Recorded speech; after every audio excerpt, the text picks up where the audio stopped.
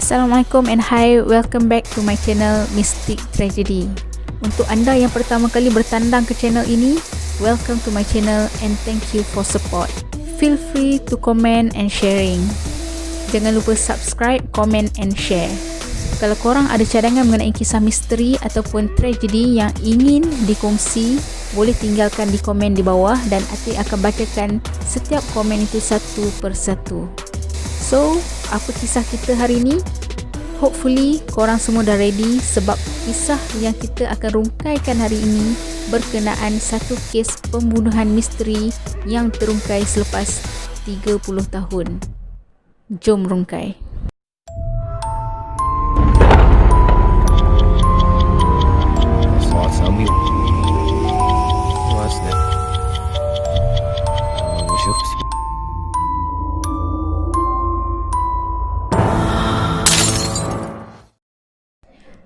Looney Franklin merupakan seorang pembunuh bersiri yang diberi gelaran sebagai The Grim Sleeper. Franklin diberi gelaran The Grim Sleeper kerana muncul kembali dengan kes pembunuhan selepas 14 tahun berehat dari jenayah pembunuhan tersebut. Dia licik menyembunyikan jenayah yang dilakukan selama hampir 30 tahun.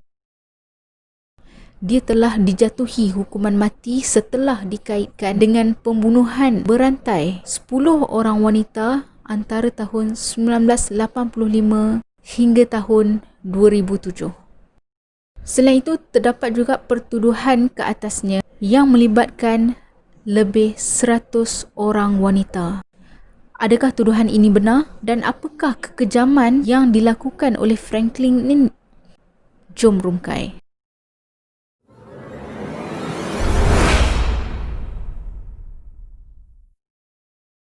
Looney Franklin dilahirkan pada tahun 1952 dan mula melakukan jenayah pembunuhan misteri ini ketika usia 32 tahun.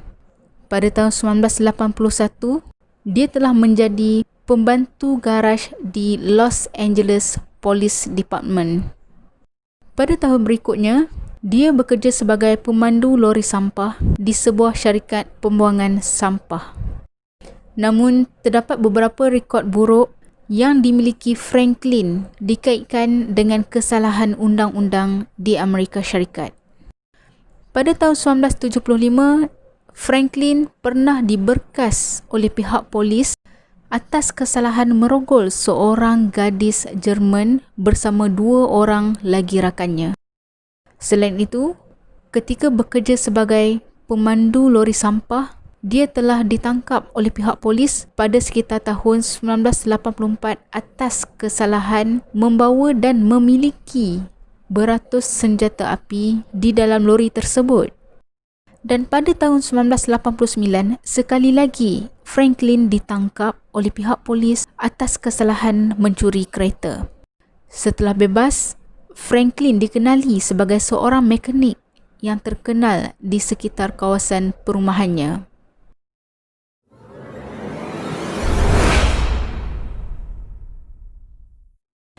Kes pembunuhan bersiri The Grim Sleeper ini diklasifikasikan sebagai di antara kes yang paling lama untuk dirungkaikan. Kes ini mendapat perhatian masyarakat di seluruh dunia kerana mangsa-mangsa Franklin telah disiksa dengan kejam secara seksual lalu dibunuh dengan kejam.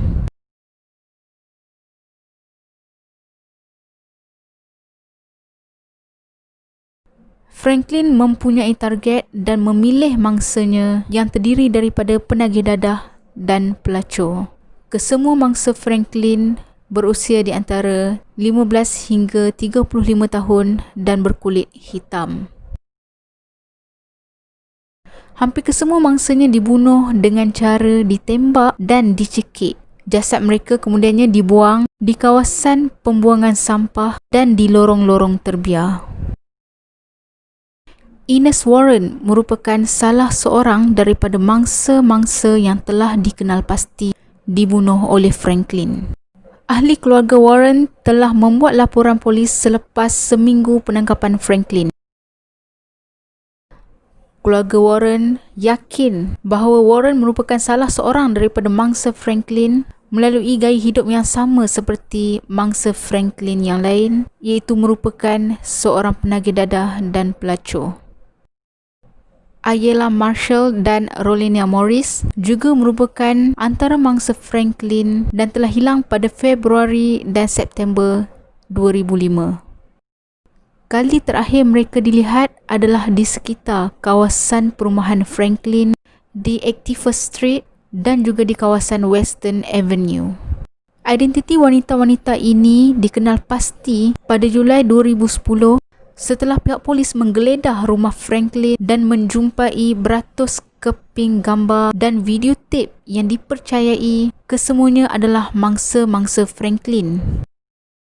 Terdapat juga beberapa keping gambar yang memfokuskan kepada beberapa individu yang menjadi mangsanya, dirakamkan ketika mereka masih remaja sehinggalah mereka berusia sekitar 60-an. Bukti yang menyatakan bahawa Marshall dan Morris di antara mangsa kekejaman Franklin adalah dengan penemuan kad pelajar milik Marshall dan turut menjumpai lesen memandu milik Morris di dalam sekeping sampul surat yang disorokkan di belakang peti sejuk di garaj rumahnya. Di dalam sampul surat itu juga dijumpai sekeping gambar mangsa Franklin, iaitu Genesia Peter. Mayat Genesia dijumpai di kawasan pembuangan sampah oleh seorang homeless pada 1 Januari 2007. Levon Peters yang merupakan ibu kepada Genesia Peters menjelaskan bahawa dia masih belum dapat menerima kenyataan bahawa anaknya dibunuh dengan kejam dan dibuang di kawasan pembuangan sampah. Dia mengharapkan Franklin mendapat balasan setimpal dengan apa yang telah dilakukannya. Anitri Washington yang merupakan satu-satunya mangsa Franklin yang masih hidup menjelaskan kepada mahkamah bahawa Franklin telah melakukan serangan seksual dan cubaan membunuh terhadapnya. Franklin didakwa telah membawanya menaiki sebuah kereta Ford Pinto berwarna orange pada November 1988. Dia masih jelas mengingati pada malam itu Franklin mempelawanya untuk menaiki kereta tetapi ditolak oleh Anitri. Kemudian Franklin berkata kepada Anitri, "That's what's wrong with you black women. People can be nice to you." Anitri kemudiannya berasa kasihan dengan Franklin dan memasuki kereta Franklin sehinggalah menyedari bahawa dia telah ditembak di bahagian dada dan menjadi mangsa serangan seksual Franklin. Anitri turut mendakwa bahawa Franklin telah mengambil gambarnya menggunakan kamera Polaroid selepas tembakan dilepaskan. Tidak cukup dengan itu, Anitri telah ditolak keluar dari kereta Franklin. Nasib menyebelahinya kerana terselamat daripada perbuatan kejam Franklin itu. Dalam proses persidangan di mahkamah, peguam telah mengaitkan Franklin dengan 10 kes pembunuhan sehingga pihak polis yakin Franklin berkemungkinan telah melakukan pembunuhan terhadap lebih 100 orang wanita. Jumlah tepat mangsa dan korban tidak dapat dikenal pasti kerana kes ini berlaku sekitar 30 tahun yang lampau.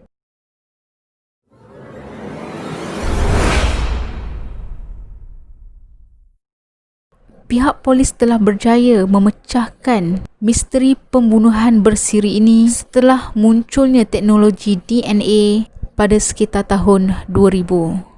Pada tahun 2002 dan 2003, terdapat kes pembunuhan yang menggunakan modus operandi yang sama. Melalui 2 kes pembunuhan ini, pihak penyiasat telah membuka semula kes sejak tahun 1980-an dan mengenal pasti beberapa kes yang mempunyai cara pembunuhan dan modus operandi yang sama. Terungkainya kes ini bermula apabila penangkapan anak lelaki Franklin iaitu Christopher.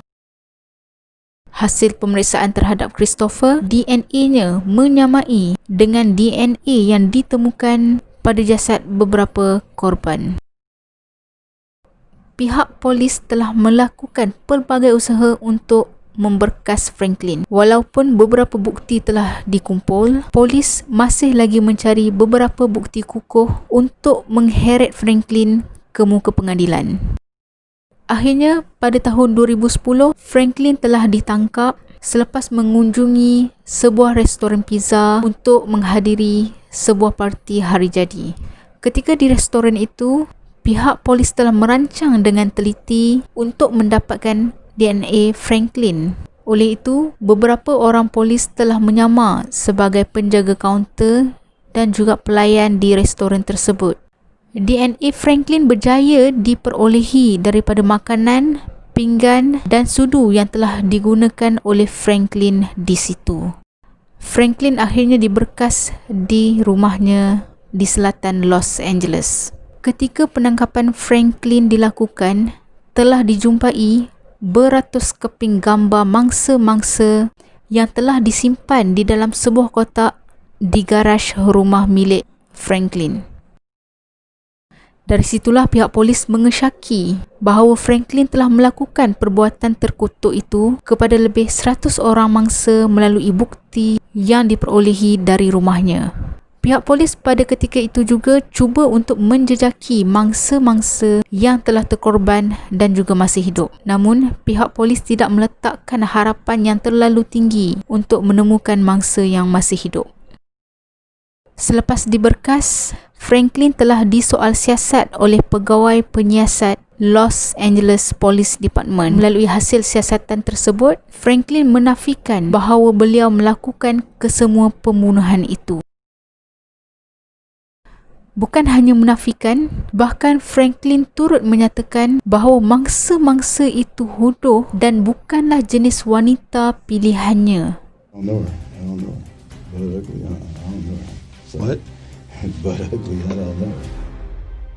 Kes Franklin telah bersidang di mahkamah selama 6 tahun dan pada 10 Ogos 2016, dia telah dijatuhkan hukuman mati. Tarikh tersebut juga merupakan tarikh mangsa pertamanya iaitu Deborah Jackson telah dibunuh pada tahun 1985. Pada Mac 2020, Franklin telah ditemui mati di dalam sel tahanannya di California San Quentin State Prison ketika berusia 67 tahun. Banyak pihak mengharapkan dengan kematian Franklin ini dapat memberi sedikit ketenangan kepada mangsa dan juga keseluruhan keluarga mangsa yang terlibat.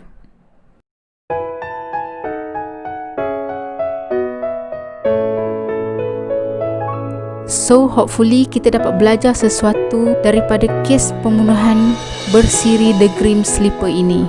Setiap daripada kita menggalas tanggungjawab untuk menjaga diri sendiri dan orang di sekeliling kita.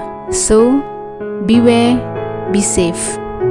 Please share pandangan korang melalui kisah The Grim Sleeper ini.